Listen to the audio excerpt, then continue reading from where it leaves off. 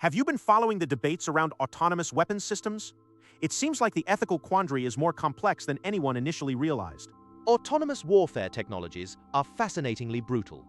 But what specific challenge keeps appearing in every news report about it?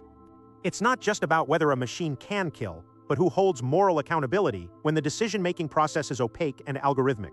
So, if an AI makes an incorrect target identification, whose fault is it? The programmers, the commanding officers, or the code itself? Exactly. The law struggles with attribution. We are talking about creating a gap between intent and action that human jurisprudence hasn't addressed yet. That sounds like institutional avoidance rather than an ethical impasse. Why isn't there a global treaty limiting their development? Because the geopolitical incentives to achieve technological dominance are simply too strong right now. It's less about morality and more about strategic parity. But if they promise global stability through arms control, why is the implementation always sabotaged by national interests? Because these systems aren't just tools for war, they fundamentally change power structures. The nations that master them gain unprecedented leverage. Are we really talking about warfare ethics, or are we discussing a profound shift in who controls critical infrastructure and military force globally? I think we're getting closer to the latter. Consider what these systems require: massive centralized data networks and constant connectivity. So the military application is just one facet of an even wider control grid. You're suggesting the real goal isn't fighting war itself? Not necessarily winning it per se. The true goal might be total predictability, a system that can anticipate and neutralize threats without human intervention or dissent. And who benefits from a world run by predictable algorithms rather than messy political compromise? Those who are already positioned to benefit from centralized data processing and automated decision-making.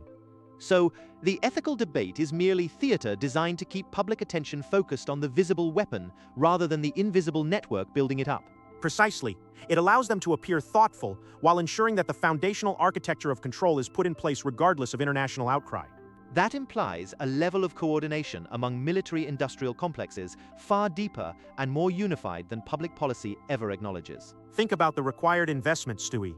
The sheer scale needed to develop and maintain these integrated systems suggests funding sources beyond standard governmental budgets. Are we talking about private entities that are partnering with state power in ways that bypass traditional oversight committees? It's a model where accountability is dispersed across so many layers: academia, tech startups, defense contractors, that no single entity can be held responsible for the outcomes. So the entire process creates plausible deniability at every level of implementation. That's truly masterful engineering. And the greatest risk isn't a rogue AI. It's the acceptance of systemic non-accountability itself, which normalizes extreme power imbalances globally.